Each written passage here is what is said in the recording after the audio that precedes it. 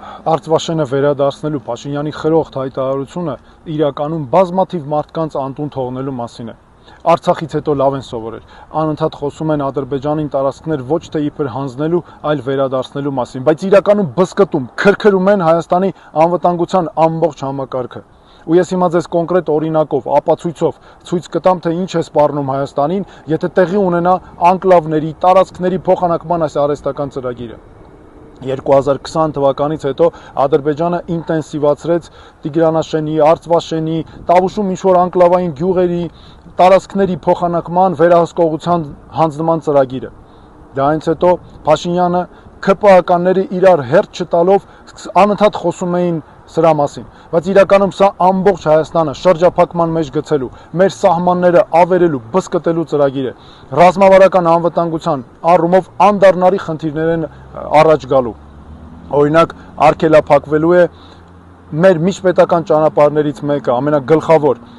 այն ճանապարհը, որով Արարատից, Երասխով գնում ենք Վայք, Եղեգնաձոր,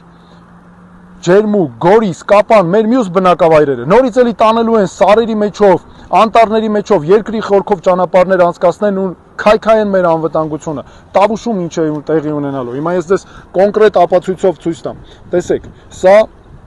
Իջևանից Այգեհովիտ, Վազաշեն եւ դեպի Բերդ տանող ճանապարհն է։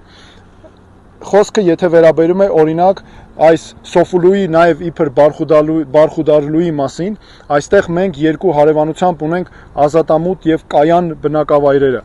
Ազատամուտի մոտ են հայտնվելու 20-30 մետր հեռավորության վրա ընդամենը ադրբեջանական վերահսկողությունը, նաև նրանց զինված ուժերը, եթե բերեն տեղակայեն այդտեղ։ Ու ես համոզված եմ, որ բերելու են։ Կայան բնակավայրը հայտնվում է գրեթե վերացման եզրին, անհետացման եզրին, արգելափակվում է այստեղից, ադրբեջանական վերահսկողության ներքո է հայտնվում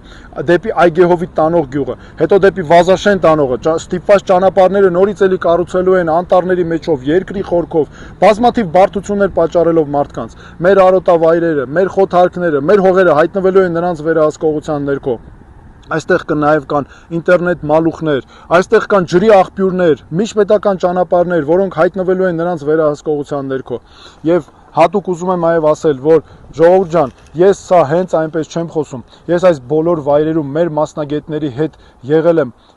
քայլել ենք ոտքով, չափչփել ենք ամեն ձոր, սար, ծառ ու թուփ, քար ամեն եւ արձանագրել ենք սրանք տեղում լինելով, ես սա անձամբ տեսել եմ եւ դրա համար նաեւ կարող եմ հստակ ասել, թե ինչ է սպառնում մեր երկրին, մեր անվտանգության համակարգին։ Փաշինյանը ինչ է ասում, ասում է